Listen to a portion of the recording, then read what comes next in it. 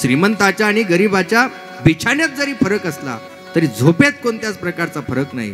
श्रीमंताच्या आणि गरिबाच्या जेवणात जरी फरक असला तरी भुकेत कोणत्याच प्रकारचा फरक नाही. श्रीमंताच्या आणि गरिबाच्या बिछाण्यात जरी फरक असला तरी झोपेत कोणत्याच प्रकारचा फरक नाही.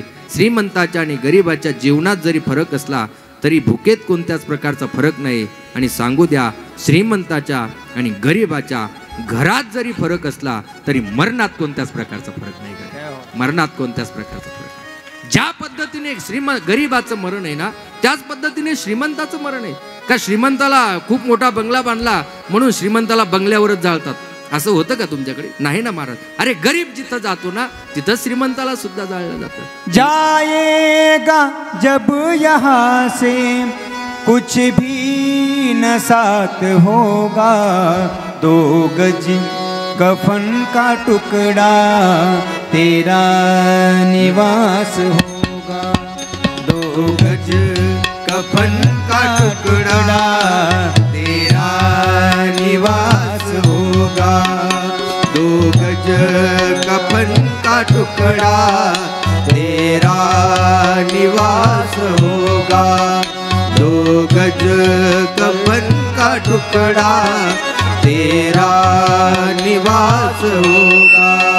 जाएगा जब यहाँ से, जाएगा जब यहाँ से कुछ भी न साथ होगा, 2 गज कफन का टुकड़ा तेरा निवास होगा. 2 गज कफन का टुकड़ा तेरा निवास होगा. 2 गज कफन का टुकड़ा तेरा निवास होगा. 2 गज कफन का टुकड़ा तेरा निवास होगा.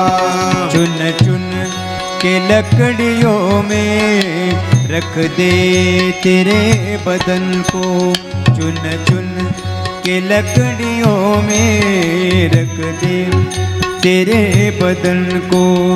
दे देगा आग तुझको, दे देगा आग तुझको बेटा जो खास होगा. 2 गज कफन का टुकड़ा तेरा निवास होगा. 2 गज कफन का टुकड़ा तेरा निवास होगा. 2 गज कफन का टुकड़ा तेरा निवास होगा. 2 गज कफन का टुकड़ा तेरा निवास होगा. 2 गज कफन का टुकड़ा तेरा कफन का टुकड़ा तेरा निवास होगा. 2 गज कफन का टुकड़ा तेरा निवास होगा. माणूस येतानाही एकटा आहे, माणूस राहतानाही एकटा आहे आणि माणूस इथून जातानाही एकटा आहे. ऐका, म्हणून एक दिवस या देहाचं भस्म होणार आहे, एक दिवस देहाचं भस्म होणार आहे. आणि म्हणून माणसाने कशावर आपण हे करतो महाराज, गरीब असा नाहीतर श्रीमंत असा, माणसाचं एक दिवस जाणं निश्चित आहे. सुरी सोन्याच्या असू द्या नाहीतर लोखंडाच्या असू द्या, ती सुरी जशी उरात मारल्याच्या नंतर जीवच घेते, तसा प्रपंच गरिबीचा असू द्या नाहीतर श्रीमंतीचा असू द्या, जाणं ही गोष्ट निश्चित आहे. सोन्याची सुरी झाली म्हणून काय उरीच मारावी आणि प्रीतीची लेक झाली म्हणून काय माहेरी राहावी. अरे कृष्णा अरे काना मनरंजन मोहना. सुरी सोन्याच्या असू द्या नाहीतर लोखंडाची, ती उरात मारल्याच्या नंतर जसा जीवच घेते तसा प्रपंच गरिबीचा असू द्या नाहीतर श्रीमंतीचा, जाणं ही गोष्ट निश्चित आहे. ऐका, पिंजरा तो पिंजरा असतो, बंधन ते बंधन आहे. पिंजरा सोन्याचा असला काय आणि लोखंडाचा असला काय, बंधन ते बंधन आहे ना. पिंजराचं आहे तो बंधनच आहे ना. तसं प्रपंच गरिबीचा असला तरी जाणं आहे आणि श्रीमंतीचा असला तरी सुद्धा जाणंच आहे. म्हणून माणसाने कधी कधी हा पिंजरा सोडून आळंदीला पंढरपूरला गेलं पाहिजे. कधी कधी हा पिंजरा माणसाने सोडला पाहिजे, गेलं पाहिजे ना. पिंजरा सोडून माणसाने बाहेर निघालं पाहिजे ना. किती दिवस तुम्ही या पिंजऱ्यामध्येच अडकून बसणार?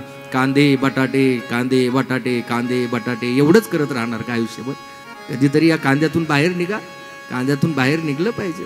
जिसे पाना था उसको ही खो दिया रे. जिसे पाना था उसको तो खो दिया, जिसे पाना था उसको तो खो दिया रे, जिसे पाना था उसको तो खो दिया। क्या किया क्या किया क्या किया रे, क्या किया क्या किया क्या किया, तूने जीवन गमा दिया, तूने जीवन गमा दिया, क्या किया रे।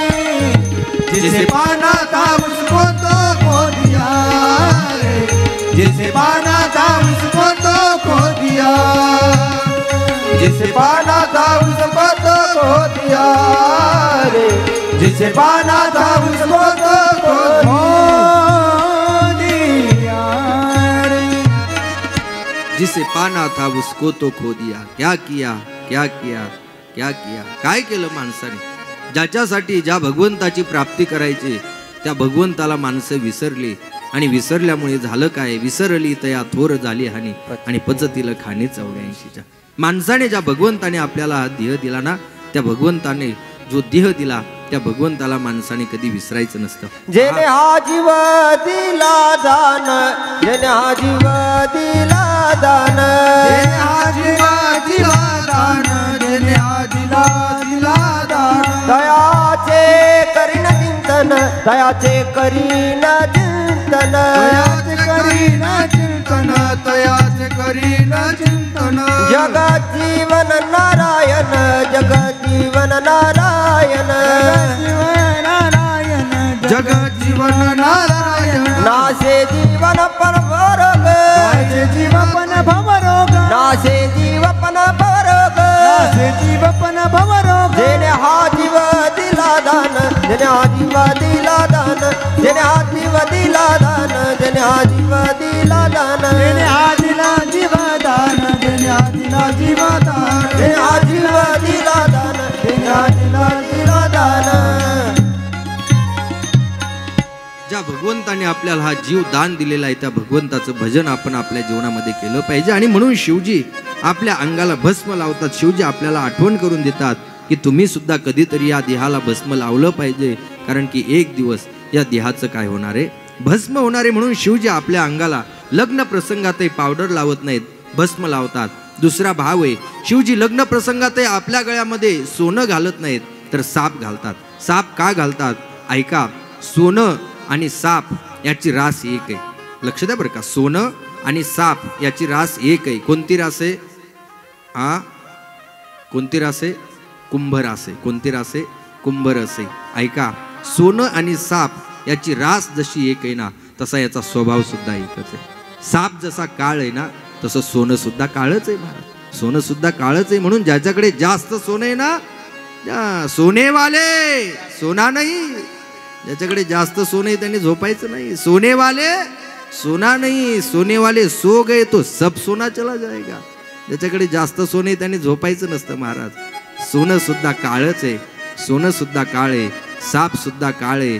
मला असं वाटतं सोनं काळ आहे आणि साप सुद्धा जर काळ असेल तर तुम्ही म्हणसाल महाराज आमच्या घरातलं सोनं तुम्हाला सलते का? त्या मताचा मी नाही गड्या। प्रत्येकाकडे सोनं असलं पाहिजे, कारण या देशाचा परिचय सोनं आहे महाराज। या देशातलं सोनं किलोने किंवा क्विंटलने मोजल्या जात नव्हतं, तर या देशातलं सोनं घराने मोजल्या जात होतं। लंके माझी घरे किती ती आहे का, सांगत असे संख्या जैसी तैसी। या देशातलं सोनं घराने मोजल्या जात होतं, म्हणून प्रत्येकाकडे सोनं असलं पाहिजे। किती सोनं असलं पाहिजे ऐका, प्रत्येकाकडे कमीत कमी 1-1 क्विंटल सोनं असलं पाहिजे। किती? 1-1 क्विंटल अशी भली मोठी तिजोरी असली पाहिजे। त्या तिजोरीच्या खालच्या कप्प्यात सगळ्या विटा ठेवायच्या, कशाच्या? सोन्याच्या, नाहीतर मग मातीच्या ठेवताल। त्याच्या वरच्या कप्प्यात सगळे बिस्किटं कशाचे? सोन्याचे, नाहीतर पार्लेचे भरून ठेवाल। त्याच्या वरच्या कप्प्यात असे खिळे मारायचे, नथी आहेत, बांगड्या आहेत, पाटल्या आहेत। त्याच्या वरच्या कप्प्यात चप्पल हार, बूट हार, शँडल हार, जोडे हार, नेकलेस असे सगळे हार ठेवायचे। भरपूर सोनं असलं पाहिजे, भरपूर सोनं असलं पाहिजे, कारण की या देशाचा परिचय सोनं आहे। थोडासा इतिहास सांगून जाईल पहा। 410 मध्ये चंद्रगुप्त वल्लभ नावाच्या राजाने सोरटी सोमनाथ या मंदिराचा जीर्णोद्धार केला होता। त्या मंदिराचा जीर्णोद्धार ज्यावेळेस केला होता ना, त्यावेळेस त्या मंदिराचा जो परकोट होता तो 300 एकराचा होता, सोन्याच्या पत्र्याने मढवलेला होता। गजशाला, अश्वशाला, नृत्यांगना मंडप, नगारा मंडप सोन्याच्या पत्र्याने मडवलेले होते. त्या मंदिराचा गाभारा एवढा विशाल होता की एकाच वेळेस 300 भक्त बसून त्या पिंडीचा अभिषेक करू शकतात, एवढा विशाल गाभारा होता. त्या काळातलं विज्ञान म्हणेल मी, ती जी पिंड होती ना, ती पिंड जमीनवर नाही तर 8 फूट अधांतरी होते. ऐका, त्या मंदिराला जे खांब होते ते खांब काय मातीचे होते का? नाही. चुन्याचे होते का? नाही. तांब्याचे होते का? नाही. कशाचे होते? सोन्याचे होते. नुसत्या सोन्याचे नव्हते, ओतीव सोन्याचे होते. ओतीव सोन्याचे 1000 मणाचा एक असे 777 खांब होते. त्या मंदिराच्या समोर दानपेटी ठेवल्या जात होती. ती दानपेटी दिवसातून 3 वेळेला खाली केल्या जात होती. एकदा जर दानपेटी खाली केली तर 200 हत्तीवर धन लादून कोशागारात नेलं जात होतं. एवढं लोक धन, एवढं हिरे मोती माणिक 5 जड जवाहीर त्या दानपेटीमध्ये दान टाकत होते. ऐका ना, त्या मंदिराच्या समोर एक घंटा होती. 8000 मणाची घंटा होती. मग काय ती माणसं वाजवत होते? नाही. 300 हत्ती या बाजूने, 300 हत्ती या बाजूने सोन्याच्या साखळीने बांधल्या जात होते. हत्ती हालत होते, घंटा वाजत होती. आजही ज्या मण्याची किंमत कोट्यावधी रुपये अशा पद्मपराग नावाच्या मण्याची फरशी त्या मंदिरामध्ये होती. एवढं सोनं आपल्या देशामध्ये होतं, एवढं सोनं त्या मंदिरामध्ये होतं. पण झालं काय? 1024ला मोहम्मद गझनीवरून आला. त्याने त्या मंदिराचा सगळा विध्वंस केला. सगळं मंदिर लुटलं त्याने, सगळं सोनं लुटलं. एक संन्यासी आला, तो म्हटला, राजा तुला काय न्यायचं ते सगळं ने, परंतु ही पिंड म्हणजे आमची देवता आहे, ही मात्र घेऊन जाऊ नको. त्या गझनीने मागचा पुढचा कोणताच, मोहम्मदाने मागचा पुढचा कोणताच विचार केला नाही. त्याने घण बोलावला. घण संन्याशाच्या डोक्यावर पडला. रक्ताचा अभिषेक पिंडीला झाला. ऐका ना, नुसती पिंड त्याने 80 हत्तीवर लादून नेली होती. नुसती पिंड जर 80 हत्तीवर लादून नेली असेल तर बाकीचं सोनं किती नेलं असेल?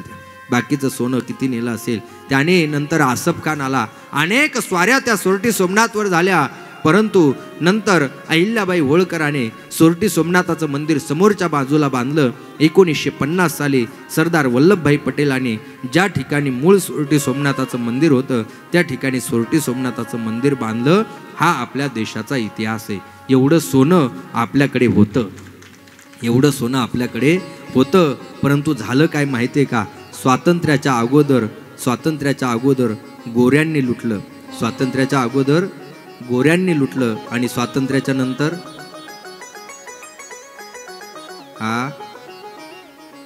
स्वातंत्र्याच्या नंतर आपल्याच लोकांनी लुटलं ना महाराज. या देशामध्ये सोनं किती होतं? ऐका, या देशामध्ये सोनं किती होतं लक्ष द्या बरं का. या देशामध्ये भरपूर वन होते. या देशामध्ये भरपूर वन होते. सांगू, या देशात भरपूर वन होते, परंतु ज्यावेळेस वन होते ना त्यावेळेस वनमंत्री नव्हते. वन होते त्यावेळेस वनमंत्री नव्हते. सतीश भाऊ, आज वनमंत्री आले, वनच पाहायला भेटत नाही आपल्याला. या देशामध्ये भरपूर वन होते, भरपूर वन होते. त्या वनामध्ये भरपूर वृक्ष होते. त्या वृक्षाला भरपूर फांद्या होत्या आणि प्रत्येक फांदीवर बसणारी चिमणी सुद्धा सोन्याची होती. डाल डाल पर सोने की चिड़िया करती है बसेरा, ओ भारत देश है मेरा, ओ भारत देश है मेरा. जहाँ डाल डाल पर सोने की चिड़िया करती है बसेरा, ओ भारत देश है मेरा, ओ भारत देश है मेरा. हे भारत वो जहाँ ऋषि मुनि जपते प्रभु नाम की माला. हरि ओम हरि ओम हरि ओम हरि ओम. जहाँ हर बालक एक मोहन है और राधा एक एक बाला, राधा एक एक बाला. जहाँ सूरज सबसे पहले आकर डाले अपना डेरा, ओ भारत देश है मेरा, ओ भारत देश है मेरा. जहाँ डाल डाल पर सोने की चिड़िया करती है बसेरा, ओ भारत देश है मेरा, ओ भारत देश है मेरा, ओ भारत देश है मेरा, ओ भारत देश है मेरा. भारत माता की जय. वंदे. तुम्ही भारतातच आहे ना का पाकिस्तानात आहे? आवाज द्या जरा मोठ्याने. भारत माता की जय. यांचा आवाज येऊ द्या खालून. हा आपल्या देशाचा परिचय. एवढं सोनं आपल्याकडे होतं, परंतु सगळं सोनं लुटल्या गेलं महाराज. सगळं सोनं लुटल्या गेलं.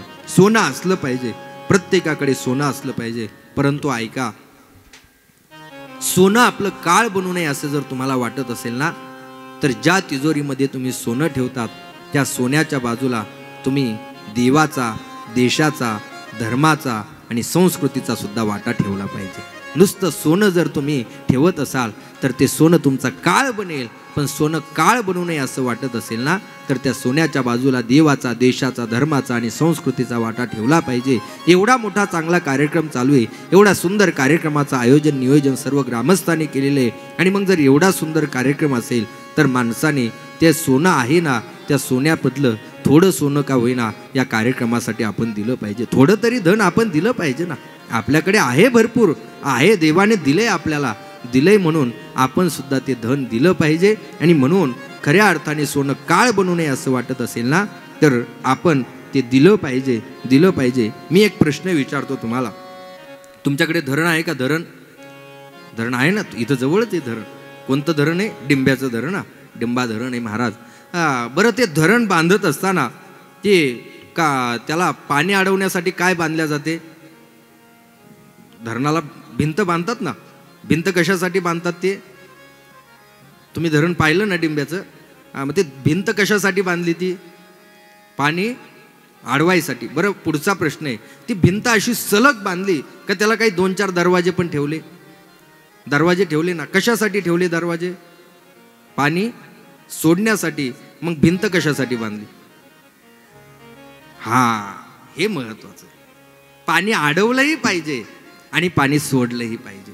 पाणी अडवलंही पाहिजे. सांगू, पाण्याची श्रीमंती टिकून राहावी असं वाटत असेल ना, तर त्या धरणाला एखादा दरवाजा असणं ही गोष्ट जशी महत्वाची आहे, तसं आपलं द्रव्य टिकून राहावं असं वाटत असेल ना, आपल्या जवळचा पैसा टिकून राहावा असं वाटत असेल ना, तर त्या पैशाला सुद्धा एखादा धर्मरूपी दरवाजा असणं ही गोष्ट अत्यंत महत्वाची असलं पाहिजे. एवढा चांगला कार्यक्रम चालू आहे ना, आपलं सुद्धा याच्यामध्ये योगदान असलं पाहिजे. आणि म्हणून खऱ्या अर्थाने आपलं सोनं काळ बनू नये असं वाटत असेल तर त्या सोन्याच्या बाजूला देवाचा, देशाचा, धर्माचा वाटा ठेवा. म्हणून शिवजी लग्न प्रसंगात आपल्या गळ्यामध्ये सोनं घालत नाहीत, साप घालतात. शिवजी म्हणतात, प्रसंग कोणताही असो, मी माझा धर्म कधी सोडणार नाही. आणि शिवजी घोड्यावर बसत नाहीत, तर शिवजी नंदीवर बसतात. नंदीवर का बसतात? आपण लग्न प्रसंगात कशावर बसतो? घोड्यावर बसतो ना. घोड्यावरच बसल्या जातं ना. बाबा, तुमच्या लग्नात होता घोडा? होता. घोडा होता. कोणत्या रंगाचा होता? तांबडा का पांढरा? पांढरा होता. वा, सुंदर पांढरा घोडा होता. कालच्या कथेत काय सांगितलं मी? कालची कथेतलं सांगितलेलं माहित नाही, पण लग्नातला घोडा आठवतो. बाबालाच विचारतो असं नाही, सगळ्यांनाच आहे महाराज, सगळ्यांनाच आठवतो. लग्नामध्ये मला वाटतं जुन्या काळात घोडे कमी होते, बैलगाड्या होत्या लग्नाला. जुन्या काळात बैलगाड्या व्हायच्या. आपण घोड्यावर बसतो. आमच्याकडं साहेब एक नवरदेव आडून बसला. तो म्हटला, घोडा असेल तर मंडपात येऊ, नाही तर येणार नाही म्हटले. त्याला म्हटलं, अरे आमच्या गावात घोडा नाही, गाढव. आमच्या गावात कुंभार आहे म्हटलं. आमच्या गावात कुंभार आहे, घोडा नाही म्हटले. आमच्या गावात कुंभार आहे. तो म्हटला, नाही कुंभार नाही पाहिजे, मला घोडा पाहिजे. म्हणजे त्या गाढवाला हेही कळत नव्हतं कुंभार आहे म्हणजे गाढव आहे सांगतो. तो म्हटला, नाही घोडा पाहिजे. आता त्या गावात काही घोडा नव्हता. शेजारच्या गावात घोडा होता, पण तो ब्राह्मणाचा घोडा होता. जुना काळ होता, ब्राह्मणाचा घोडा होता. उन्हाळ्याचे दिवस होते.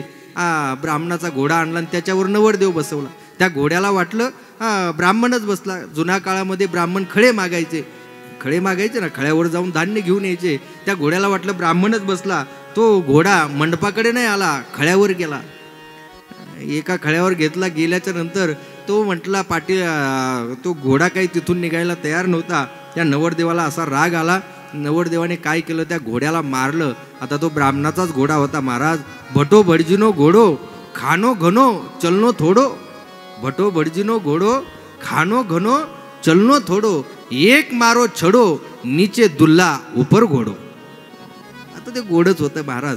शिवजी म्हणतात, माझ्या जीवनात प्रसंग कोणताही असो मी घोड्यावर बसणार नाही. नंदीवर का बसतात याचं कारण शिवजी म्हणतात नंदी हे धर्माचं प्रतीक आहे. नंदी हे धर्माचं प्रतीक आहे. माझ्या जीवनात प्रसंग कोणताही असो मी माझा धर्म कधी बदलणार नाही. मी माझा धर्म कधी बदलणार नाही. आणि म्हणून शिवजी लग्न प्रसंगातही घोड्यावर बसत नाहीत, नंदीवरती बसतात. शिवजी लग्न प्रसंगातही गळ्यामध्ये सोनं घालत नाही, साप घालतात. आणि शिवजी लग्न प्रसंगातही आपल्या अंगाला भस्म पावडर लावत नाहीत, तर भस्म लावतात. शिवजीचा शृंगार केला जातो. त्या ठिकाणी हिमालयामध्ये येतात. पर्वतराज आहेत, पर्वतराजाची मुलगी पार्वती, पार्वतीसोबत शिवजीचा विवाह संपन्न होतो. आणि शिवजीचा विवाह संपन्न झाल्याच्या नंतर आता जीवनात सगळ्यात मोठा कार्यक्रम येतो, तो म्हणजे पार्वतीच्या विदाईचा कार्यक्रम येतो. पार्वतीच्या विदाईचा कार्यक्रम येतो. तुलसीदासजीने त्याचं वर्णन केलंय, म्हणून आपल्याला सुद्धा त्या प्रसंगाचं वर्णन करावं लागणार आहे. माणसाच्या जीवनातला सगळ्यात अवघड प्रसंग जर कोणता असेल ना, तर तो मुलीला वाटी लावणं हा माणसाच्या जीवनातला सगळ्यात कठीण प्रसंग असतो. अरे कितीही मोठा बाप असू द्या, पहाडासारखं दुःख जरी त्याच्या जीवनामध्ये झालं ना, तरी सुद्धा तो बाप ते दुःख सहन करतो. परंतु कोणताही बाप असू द्या, मुलीला वाटी लावत असताना त्याच्या डोळ्यामध्ये पाणी आल्याशिवाय राहत नाही. कारण त्या घरामध्ये त्याची काळजी घेणारी फक्त जर कोण असेल ना, तर ती फक्त आणि फक्त त्याची मुलगीच असते. महाराज, बाप कसाही असू द्या, कसाही असू द्या, सांगेल. शकुंतलासारखे मुनी रडले, कण्वासारखे मुनी रडले शकुंतलेसाठी, जनकासारखे विदेही रडले जानकीसाठी, आणि हिमालयासारखा पर्वताचा अंतकरण असणारा बाप रडला पार्वतीसाठी. माणसाच्या जीवनातला हा सगळ्यात कठीण प्रसंग आहे. मुलगी ज्यावेळेस लहान असते, लहान असणारी मुलगी घराकडे बोट दाखवत असताना म्हणते, हे आमचं घर आहे, आमच्या बाबाने आता नवीन गाडी घेतली, आमच्या बाबाने घरामध्ये सुंदर असा टीव्ही आणलाय. परंतु ती मुलगी जशी जशी मोठी होते ना, तशी त्या घराकडे बोट दाखवत असताना तिचा हात कधीतरी मागे येतो. ती म्हणते, नाही हे माझं घर आहे, परंतु माझं हे घर खरं नाही, मला हे घर सोडून दुसऱ्या कोणाच्या तरी घरी जायचंय. ती मुलगी त्या घराकडे बोट दाखवत असताना त्या मुलीचा हात सुद्धा आखडला जातो. ज्या मुलीच्या लग्नाची तयारी करणारा बाप मुलीच्या लग्नाची तयारी करत असताना उन्हाताणामध्ये सगळ्या पाहुण्या रावळ्यांना पत्रिका वाटतो, मंडपवाला सांगतो, बँडवाला सांगतो, स्वयंपाकावाले सगळे गोष्टी सांगतो. ज्या दिवशी आम्हाला सुद्धा कधीतरी आमंत्रण असतंय आणि आम्हाला आवर्जून आमंत्रण असतंय, महाराज आमच्या मुलीच्या लग्नाला यायचा. त्यावेळेस आम्ही त्यांना विचारतो, का हो तुमच्या मुलाचंही लग्न अजून आहे ना? त्यावेळेस ते म्हणतात, महाराज एखाद्या वेळेस आमच्या मुलाच्या लग्नाला तुम्ही नाही आले तरी चालाल, परंतु आमच्या मुलीच्या लग्नाला तुम्ही 100% आलं पाहिजे, आमच्या मुलीच्या लग्नाला आलं पाहिजे. ऐका, सगळ्या मुलीच्या लग्नाची तयारी करणारा बाप ज्या दिवशी लग्नाचा दिवस असतो त्या दिवशी सकाळच्या वेळेला तर मंडपमध्ये हळूहळू हळूहळू पाहुणे यायला सुरुवात करतात. सगळे पाहुणे येतात. दुपारची लग्नाची वेळ ज्यावेळेस होते त्यावेळेस नवरदेव आणि नवरी बोहल्यावरती उभे राहतात. ब्राह्मण बुवा मंगल अष्टक म्हणतात, अक्षदा पडल्या जातात. सगळे लोक त्या ठिकाणी जेवण करतात. जे दूरचे पाहुणे आहेत ते निघून जातात. जवळचेच काही पाहुणे त्या मंडपमध्ये असतात आणि जवळचेच पाहुणे ज्यावेळेस मंडपमध्ये असतात ना, त्यावेळेस आता ज्या मुलीला वाटी लावण्याचा प्रसंग ज्यावेळेस येतो, वाटी लावूनच म्हणतात ना, मुलीलाही वाटी लावतात. आणि मला असं वाटतं प्रेताला सुद्धा वाटी लावूनच म्हणतात. एका माणसाला विचारलं, का रे बाबा, रामभाऊची मुलगी वाटी लावत असताना तू दिसला नाही? त्यावेळेस त्याने सांगितलं, म्हटले महाराज गावामध्ये प्रेत कोणाचंही पडू द्या, त्याची सगळी व्यवस्था मी करतो महाराज, सगळी व्यवस्था मी करतो, परंतु कोणाची मुलगी वाटी लावत असताना मी त्या ठिकाणी थांबत नाही. मी त्याला विचारलं, असं का रे? प्रेताची सगळी विल्हेवाट तू लावतो आणि मुलगी वाटी लावत असताना तू थांबत नाही? त्यावेळेस त्याने उत्तर दिलं, महाराज प्रेताची विल्हेवाट लावतो याचं कारण त्या प्रेताच्या जवळ फक्त आपण रडत असतो, ते प्रेत मात्र निवांत असतं. परंतु मंडपामध्ये मुलगीला वाटी लावत असताना आपणही रडत असतो आणि ती मुलगी सुद्धा रडत असते. मला ते सहन होत नाही. ती मुलगी दर्शन घेत घेत घेत घेत ज्यावेळेस आपल्या आईच्या जवळ येते, आईला तर आईचं प्रेम खूप आहे. आईच्या छातीला बिलगून ती मुलगी रडते. मुलगी रडत असते. आपल्या भावाच्या गळ्यामध्ये पडून ती मुलगी रडते. आणि शेवटी ज्यावेळेस बापाकडे बापाचं दर्शन घेण्यासाठी येते ना, बाप दर्शन घेऊ देत नाही. बाप आपल्या मुलीला आपल्या छातीशी कवटाळतो आणि एखाद्या ढेकळावरती पाणी पडावं आणि तो ढेकूळ जसा विरावा तसा तो बाप विरलेला. बाप करी जोडी लेकुराची होडी, बाप करी जोडी लेकुराची होडी, लेकुराची होडी, बाप करी जोडी लेकुराची होडी. आपुली कुरवंती बाळवो निराम रे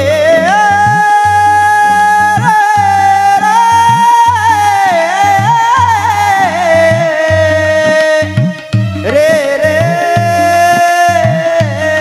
आपुली कुरवंती बाळवोनी रे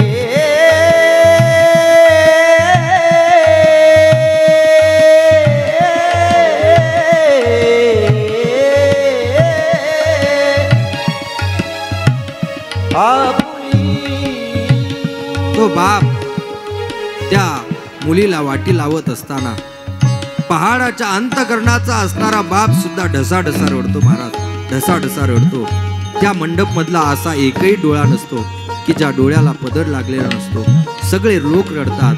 मुलीचं बापावरती खूप प्रेम असतं गड्या. ऐका, माहेरमध्ये एखाद्या वेळेस, सासरमध्ये एखाद्या वेळेस त्या मुलीवर मार खाण्याची जर वेळ आली आणि मार खाण्याची पाळी आल्याच्या नंतर मार देणारा जर म्हणला ना तुझा बाप, तर ती म्हणते खबरदार माझ्या बापाचं नाव घेतलं तर मारून मारून माझा जीव घेतला तरी चालेल, परंतु माझ्या बापाचं नाव कधी घ्यायचं नाही. ऐका, आपल्या बापाच्या विरहितही जी आपल्या बापाचं नाव शाबूत ठेवते ना, तिला खऱ्या अर्थाने मुलगी म्हणतात. तिला खऱ्या अर्थाने मुलगी म्हणतात.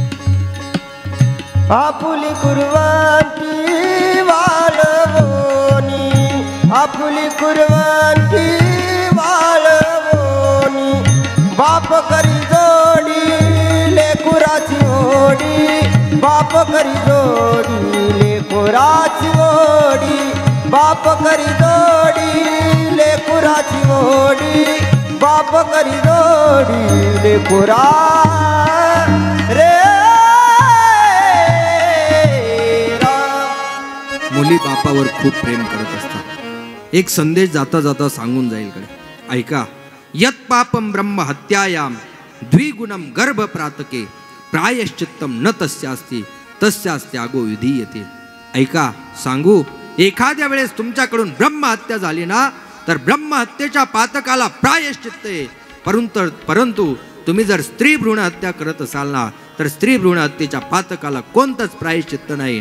म्हणून अरे भाग्यवान आहे तो बाप की ज्या बापाला 4-5 मुली असतील. अरे तो गरीब असेल, तो धनदान देऊ शकत नाही, एखाद्या सप्त्याची पंगत देऊ शकत नाही, परंतु त्या गरीब बापाच्या पदरामध्ये त्या 5-6 मुली कन्यादानाचं पुण्य टाकल्याशिवाय राहत नाहीत. बाबा घ्या हे पुण्य, घ्या हे पुण्य. तुम्ही आम्हाला ज्या घरी पाठवाल ना, त्या घरी आम्ही जायला तयार आहोत.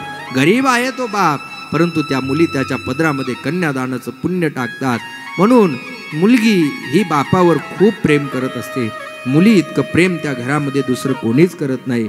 आणि म्हणून अभिमानाने सांगितलं पाहिजे, मला मी 4 मुलीचा बाप आहे. अभिमानाने सांगितलं पाहिजे, मला 5 मुली आहेत. अभिमानाने सांगा, अभिमानाने सांगा, मुलापेक्षा मुली बापावरती जास्त प्रेम करत असतात, जास्त प्रेम करत असतात.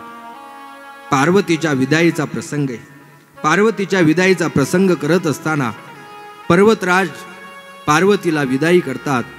आणि ज्यावेळेस मैना मातेकडे पार्वती माता येते, त्यावेळेस पार्वती माता मैना माता पार्वतीला म्हणते, पार्वती ऐक, सेवकाच्या जीवनामध्ये आपल्या मालकाची सेवा करणं हा त्या सेवकाच्या जीवनातला धर्म आहे. शिष्याच्या जीवनामध्ये आपल्या गुरुची सेवा करणं हा त्या शिष्याच्या जीवनातला धर्म आहे. मुलाच्या जीवनामध्ये आपल्या वडिलांची सेवा करणं हा त्या मुलाच्या जीवनातला धर्म आहे.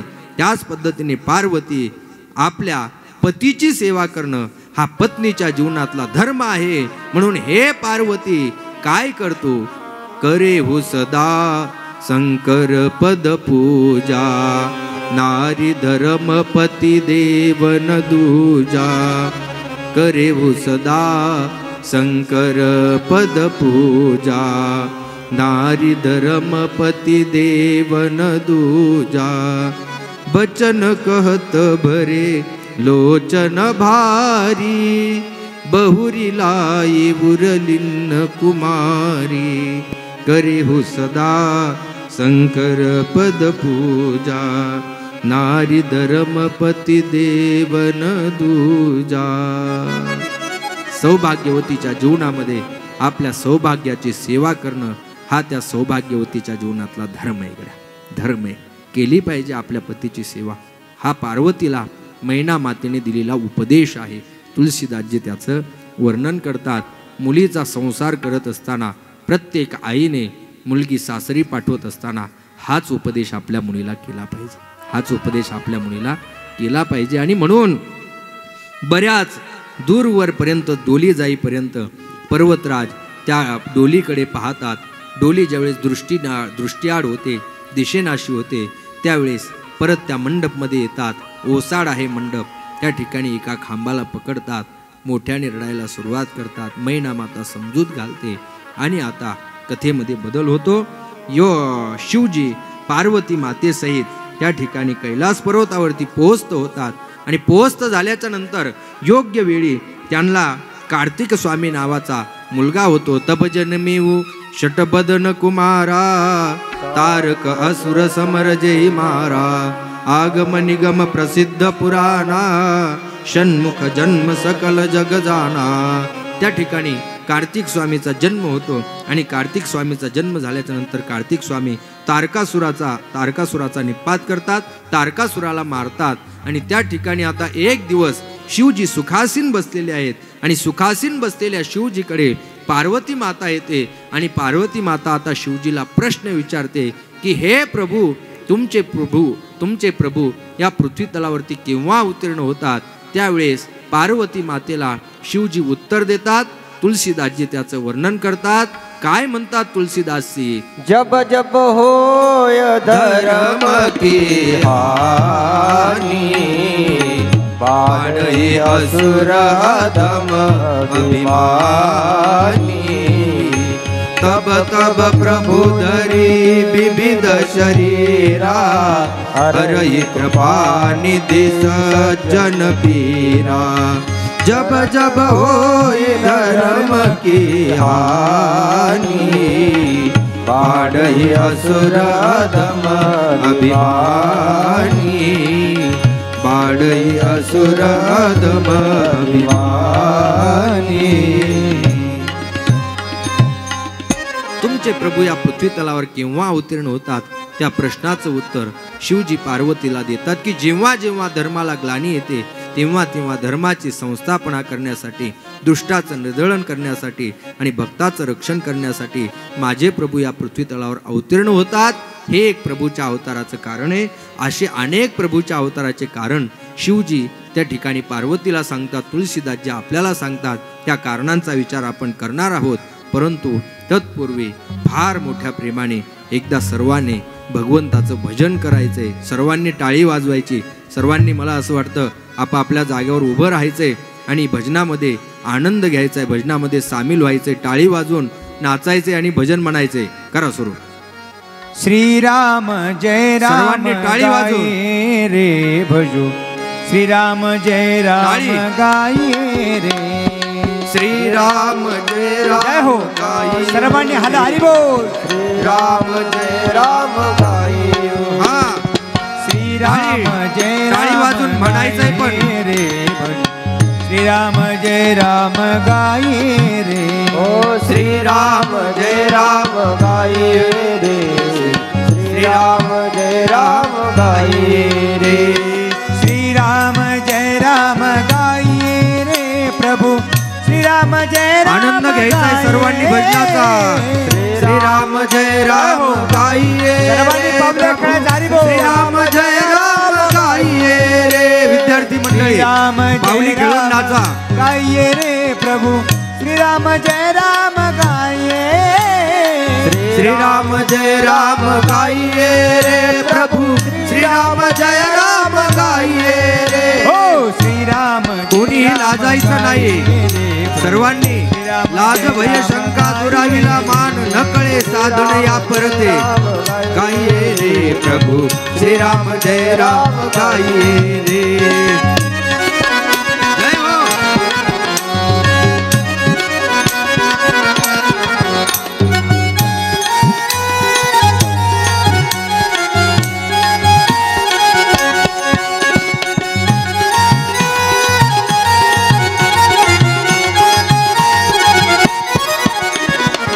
राम जय राम गाइए रे प्रभु श्री राम जय राम गाइए श्री राम जय राम गाइए रे प्रभु श्री राम जय राम गाइए श्री राम जय राम गाइए रे प्रभु श्री राम जय राम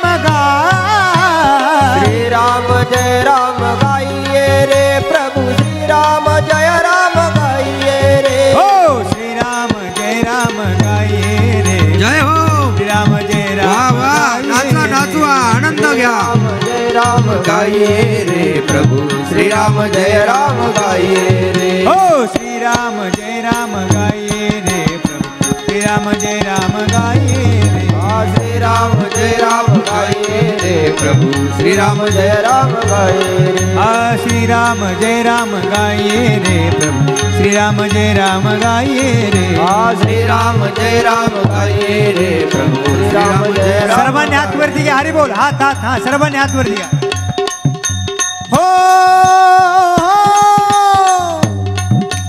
दीन कहे धनवान सुखी धनवान कहे सुख राजा कुमारी